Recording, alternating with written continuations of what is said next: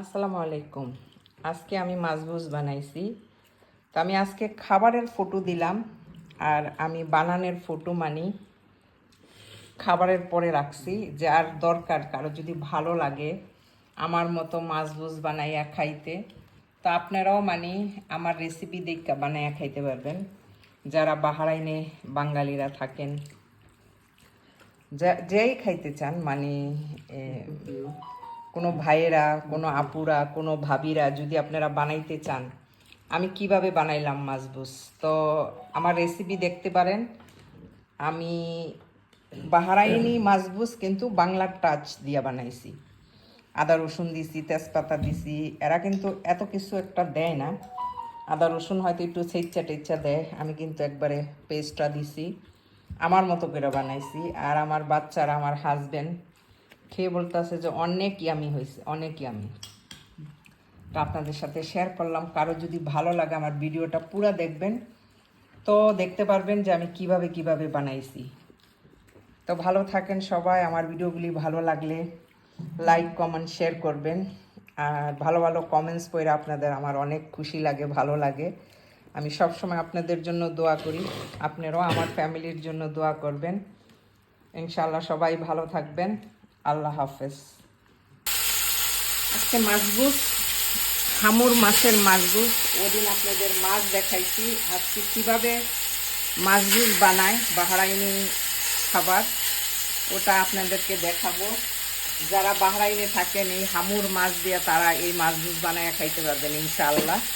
তা আমার কাছে একটুখানি আইডিয়া নিলে, আমি জানি এখানে সবাই সব কিছু পারেন, তারপর আরবিভাবে কিভাবে মাছবুস বানায় ওইটা আমি আজকে আপনাদেরকে দেখাবো, যে এইভাবে আরাবিয়ান মাছবুস বানায়। এর সাথে দিয়ে দিচ্ছি বাটার। এখন আমি মাছবুস বসাবো। মাছটা ভাজতে নিচ্ছি, দেখাও। এখন দিয়ে দিলাম বিসমিল্লাহ পেঁয়াজ, পরিমাণটা একটু বেশি দিতে হইবে।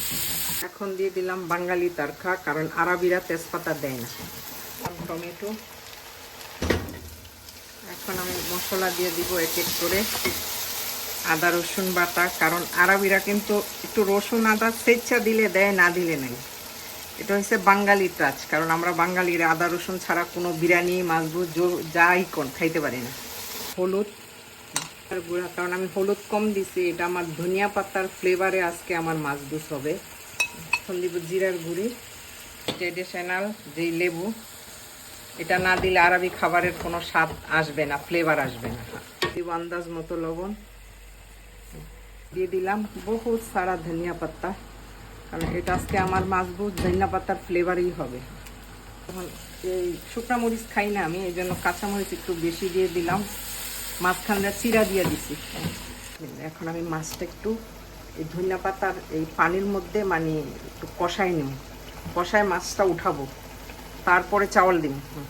মাছ কষানো হয়ে গেছে, আমি মাছটা কষায় উঠাই নিলাম। এখন চাউল দিয়ে দিব, চাউল দিয়ে দিলাম। এখানে যে কোনো চাউল দেওয়া যায়, আমি দিলাম বাসমতি, বোখারি চাউল দেওয়া যায়, নর্মাল চাউল দেওয়া যায়, চাউলটা যাতে একটু নরম হয়, নরম হইলে অনেক মজা হয়।